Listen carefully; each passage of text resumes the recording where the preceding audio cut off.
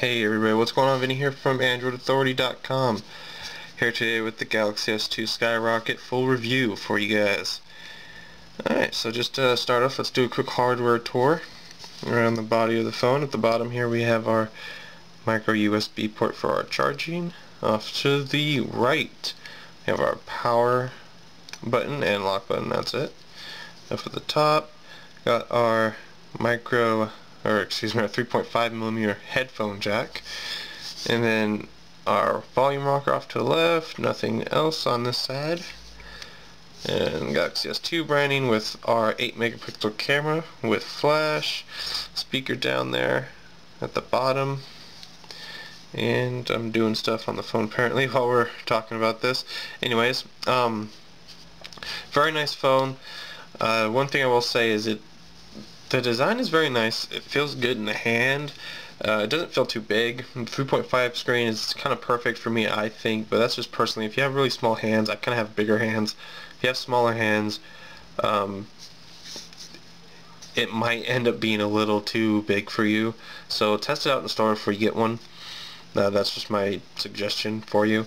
Also, one thing about the phone that I didn't like is it feels a little thick. It measures in at 9.5mm thick, which isn't all that bad, but for me, for some reason, it just feels thick to me. It just gives off that feeling. I'm not sure really why. 9.5 isn't too bad, but it's still kind of thick. I mean, it's not as thick as like the Thunderbolt or anything like that, but it's on a thicker end. Also, the back has no texture to it, so it's very slippery. So when you go out, I go out to pull it out for a phone call or something, I feel like I need to grab it kind of hard so it doesn't slip out of my hand, rather than something like the Sprint version of the phone where it has that textured back where you have some grip to it.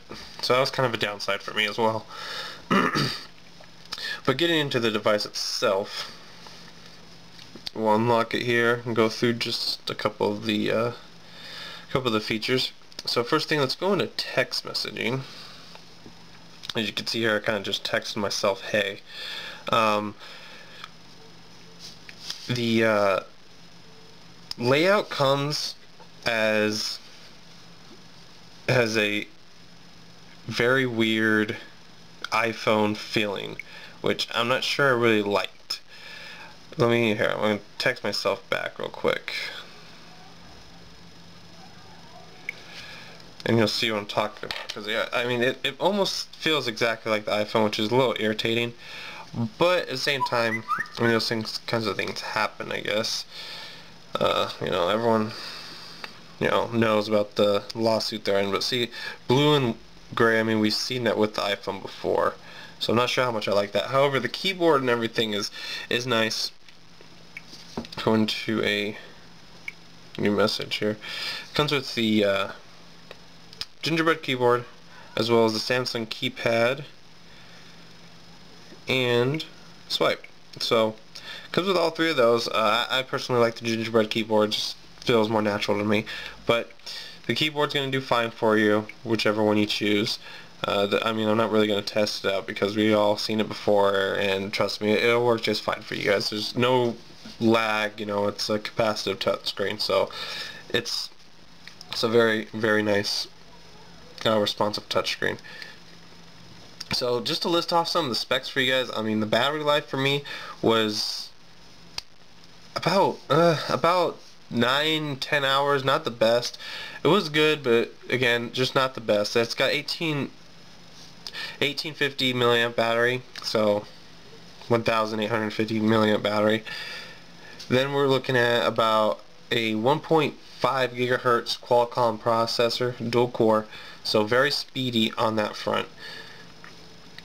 Also, it's running Android 2.3.5, so gingerbread, no ice cream sandwich yet, but we'll see what happens if it does get upgraded. It's supposedly going to be, but we'll see what happens. We know what happened with gingerbread last time. So we'll go into the browser real quick, and remember, I'm on Wi-Fi here, so this isn't a test of the data. This is more of a test of the processor, so keep that in mind. Go ahead down here and turn mobile theme off. And the LTE speed was very nice, very fluid. No problems with the LTE at all.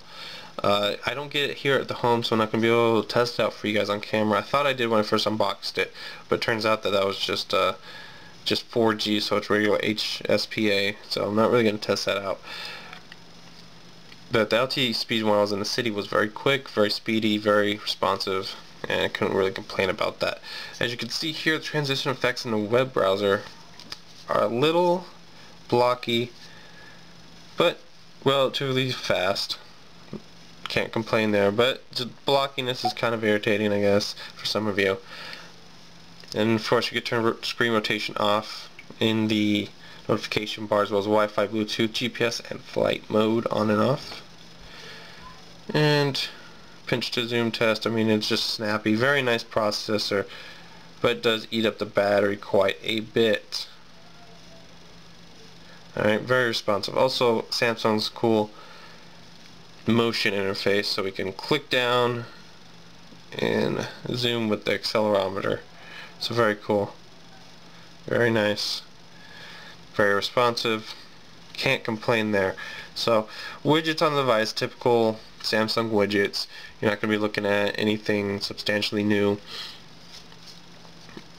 The LTE speed, like I said, was very quick, very responsive. I'm looking at you guys' questions right now. Also, we can go into the RAM aspect. It's got 1 gig of RAM, so you're looking at a very nice, hefty amount of RAM. We'll look at some pictures I took with the camera. So this is a picture with the flash. With the flash, yes, I'm a Dolphin fan. Hate if you want. Sorry, guys. This is without the flash. And then this is a picture of my wall without flash. So very nice pictures. I mean, camera works very well. The 1080p. I'll have a video sample up in the coming days, probably tomorrow afternoonish, of the 1080p quality. So that's going to be up tomorrow. Look for that if you are interested in seeing that. As far as it goes, guys, I mean, that's pretty much the review. It's looking very nice. It's a very nice handset. I recommend it to pretty much anybody. You're going to be happy with it. I can guarantee you that. So, with that being said, I'm getting stuff on Twitter right now. Let's see. Oh, okay.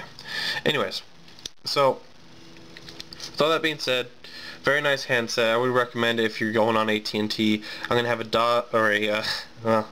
a battle between this and the Sprint version, the Epic Touch, in a couple of days, so be on the lookout for that. With all that being said, guys, don't forget to subscribe to the channel.